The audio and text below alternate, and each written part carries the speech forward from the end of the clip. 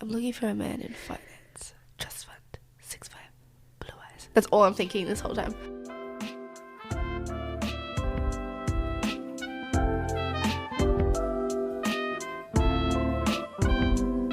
Welcome. I'm shedding. You're shedding. You're getting fur everywhere. You come to my house, you sit on my couch, and you get fur everywhere. I'm just leaving a piece of me wherever I go. One time after a recording session, I don't know how, but I picked off a hair off of Bowie, and it just kept going. I was like, oh, it's Jane. I was like, God damn, Bowie. What the hell happened? Saving that for later. Yeah, he was cooking. He was marinating in it. Fucking garrot cat. Just shedding. Oh my God, how are you? I'm good. I haven't seen you in a while. It's been a while since we caught up, but I'm good. You are good. She's glowing. She is glowing. It's been a hot minute Yeah. since we last chatted. Up into June. Welcome to winter. Yeah, brr, bitch. And see you soon, Europe summer. Hey! Jane, what have you got to recommend? I want to recommend Selling OC, which is a reality TV show on Netflix. You have recommended this before? No, I recommended Selling Sunset. Oh my God. This is the offspring. You recommended it to me, not on the pod. Yeah, it is so good. Season 2 just got released, and that's what I'm watching at the moment. What's good about it is they're hot agents working in a very expensive, I think it's Orange County, and there's some drama in the office. And what makes it different from Selling Sunset, which is the original reality show, is that they're all female cast, but in OC there's mixed female and male. So the energies and the relationship tension and drama is a bit more intense. Ah. Yeah. I see. Yeah. Interesting. It's more messy. It's one of those shows that you just watch when you got free time. Yeah. Yeah. I've got a recommendation. I've been playing Stardew Valley a lot, which I don't know if you've ever played that game, but a new update just came out. And it was like a big update. And so I've jumped on the Stardew Valley bandwagon. Okay. And I'm into it. I'm really into it. You have a little farm. It's like a little farming game, and then you fall in love with all the villagers, and you do mining, and you fight monsters, and it's really fun. And I can spend hours doing that shit. Can I tell you a funny story? I went to my family's house a couple of weeks ago, and this was just like, I'd been a week into like my Stardew Valley obsession at that point, and my brother comes downstairs, comes to me, and he goes, Bronte, do you know what game you need to play? And I go, what game? He goes, Stardew Valley. And I was like, holy shit, that's all I've been playing for the past week. And it was a nice little moment. We're connected. Yeah. And I was like... Maybe I might start that little it's world. Fun. It's fun. It's really fun. Okay. So we're going to have some fun in this episode. So in this podcast, we asked ChatGPT to give us some questions about dating etiquette in 2024. Now, if you don't know, dating in 2024 means dating apps. And we're going to dive into that whole new world because it's really a whole world. If you haven't done the apps, you're about to find out what really goes down. I've asked ChatGPT to give us some questions all about online dating and some etiquette relating around that. Jane, I've got my first question for you. Mm-hmm. What are some key tips for creating an honest and appealing online dating profile? Oof. I know, because I feel like when I was in my single era, it was the fakest shit ever. You can tell which ones are real and which ones aren't. Tips? I don't know if I'll be giving the best tips, but I would say you want your photos to be true to who you are, and you want your interests to be included in your photos. Your friends too, but there are some profiles where it's just shots of friends, and then you're left playing Where's Wally? You gotta find the common denominator in all the photos. And that takes too much time, and that's a next for me because who are you and where are you? But you have to be very honest with your photos. And I like variety is good, you know?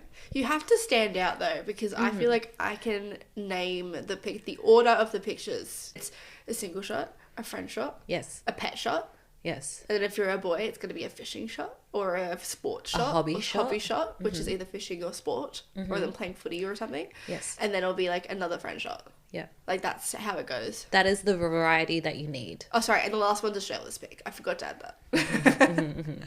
Yeah, you need those options. Yeah. So then the person can imagine you in different settings or sort of get an idea of your lifestyle. But you don't want to be too predictable because you want to stand out. So how do you do that? I don't know. You tell me. I'm not on the apps. I think with your prompts, right? So dating apps have prompts. So you've packed all of the photos, you picked your top 5, one in each category. And then you got to think, what prompts am I going to write? You can do voice memos. You can do questions that will make me stand out. Do you reckon you should try and be funny, or should you try and be honest? Or how would you approach the questions? You can tell a person's profile and intentions from the start if they want a hookup or if they want a relationship. Oh, so that's true. It depends how sexy their photos are. Yeah, and also your prompts. If you want something cheeky, then you're gonna put a cheeky prompt. Yeah. If you want something serious, you're gonna put a serious question. Yeah. Yeah. Okay, word. I feel like a mix is probably the best way to go. A good mix, because you want to be playful too. You don't want to be all serious. Okay, Bronte, I got a question from ChatGPT. Okay. It's asking, what are some red flags to look out for in the online dating space? Ooh, I like that. If they have a fishing picture, no. Red flag. Red flag. I think my immediate red flags was always when it was the same pickup lines. You have to be able to get someone's attention straight away in a dating app when you move to messaging.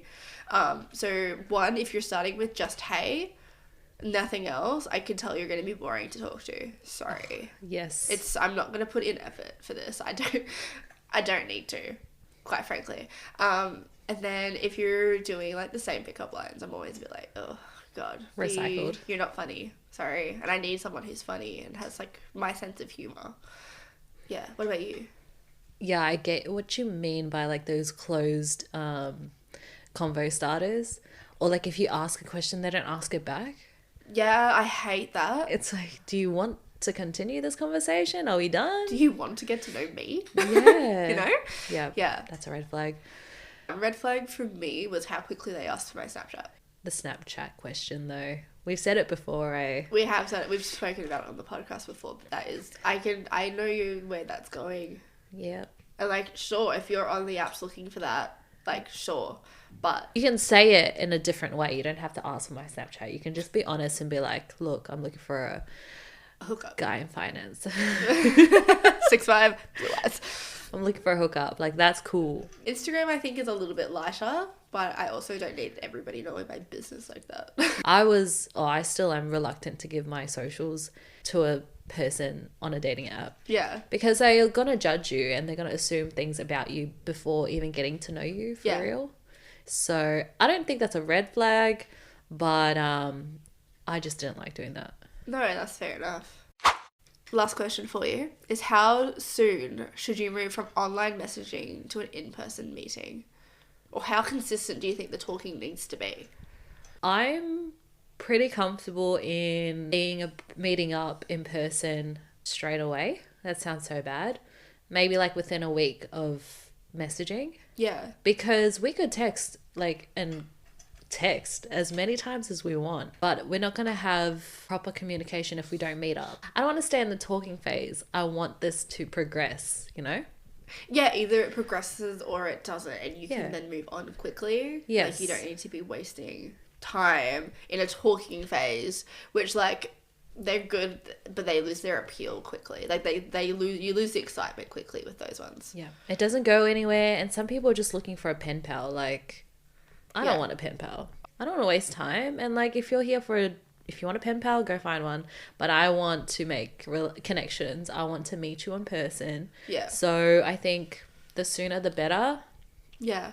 Within a week, I'm comfortable. Would you be comfortable in meeting someone for the first time? Because I'll be honest, the first few times is scary. Yeah. Meeting anyone for the first time is scary when all you've been talking to them online.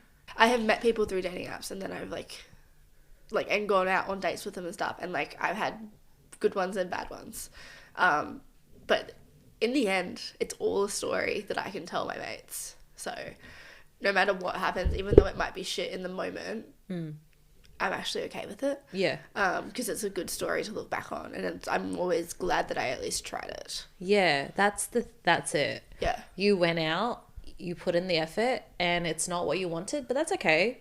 Yeah. At least you know your answer, and he was not the one for you. Yeah, exactly. Yeah.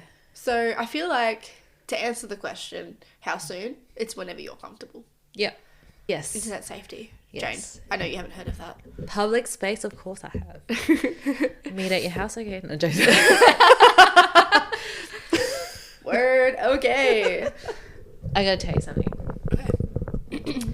You know how I not just got on the apps, but you were the reason why I got on the apps. Yeah, I think I was actually. Yeah. It was like the push that I needed, because I was out here trying to find a guy in the wild. Sometimes you just need that little push. Yeah. Yeah. I don't think it's a bad thing to go on the apps. No. I think it's a fun way to meet people. And I think you gain a little confidence that you need. Yeah. If you were not on the apps, you need to do it. You need to experience it. Yeah. At least once. It's honestly, it's fun out here. Yeah. It's fun. It's good fun. And it's completely up to you how you want to push your limits. Alrighty, guys. Thank you so much for listening to this episode. Jane, what should our lovely listeners tell us about this week? 2 things. I want you to tell me that you joined a dating app. Took our advice. I want you to tell me that you're a Bumble success story. Those ads are so freaking annoying. I don't even get those ads. I'm still getting Bumble and Hinge ads. I get Tinder ads. I don't get Bumble ads. Oh. Yeah. Different demographic. Damn. Okay. Word. Okay. What does that say? Okay. What does that mean? Who is Tinder and who is Bumble targeting? I wonder. Yeah, tell us your horror stories, because Bronte did. You've told us yours. In like the first episode or something. You can find us on Spotify. Give us 5 stars over there, and leave a little review.